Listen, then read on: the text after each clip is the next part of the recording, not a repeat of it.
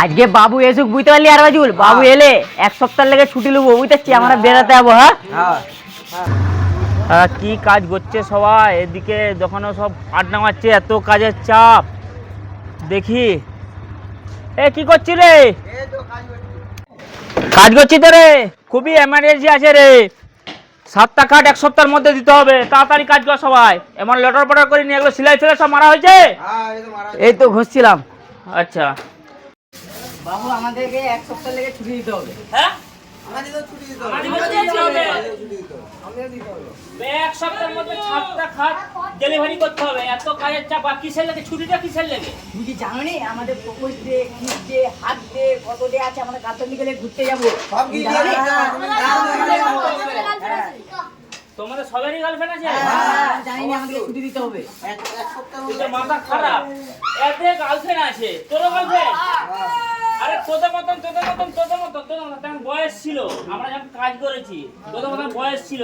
এখন মিস্ত্রিকে কি বলতাম জানিস? কি বলতে? দেখ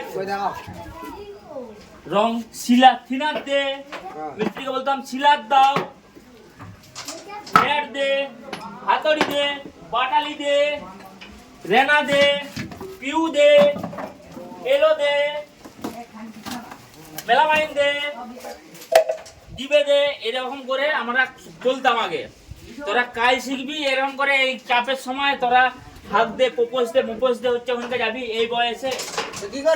আমাদের শুন, যদি দুনিয়াতে পৃথিবীতে কিছু করতে চায়, ঠিক আছে, কাজ করে ট্রেনার হয়ে দাঁড়া, তবেই পৃথিবীতে কিছু করতে পারবি। এই বয়সে তোরা যদি গার্লফ্রেন্ড রাখি, কেউ আবার বলছি তোরা বলছি কেউ দুটো গার্লফ্রেন্ড আছে, কেউ বলছি একটা গার্লফ্রেন্ড আছে। বিয়ের চর্চায় যাইনি, এখন তো কাজ কর, নিজের পায়ে নিজে দাঁড়া, শক্ত হয়ে দাঁড়া, তারপরে তোরা প্রেম করবি না ধৈর্য করবি। একটা মন দিয়ে কাজ শিখ, কাজ শিখার পরে তোরা কি করবি। ঠিক আছে? ঠিক আছে। হ্যাঁ সব তোরা কাজ কর, বুঝতে পারলি? মেয়ের পেছনে ছুটি নি, তোরা কাজ কর। ঠিক আছে, মেয়ের পেছনে ছুটি নি ভাই। এমার্জেন্সি 7 দিনের মধ্যে 7টা খাট দিতে হবে। আর মেয়ের পেছনে ছুটে কাজ কর। বাবু যে বলে গেল কথাটা খারাপ বলেনি, ভালো লেগেই বলেছে। ঠিক আছে, কাজই করি।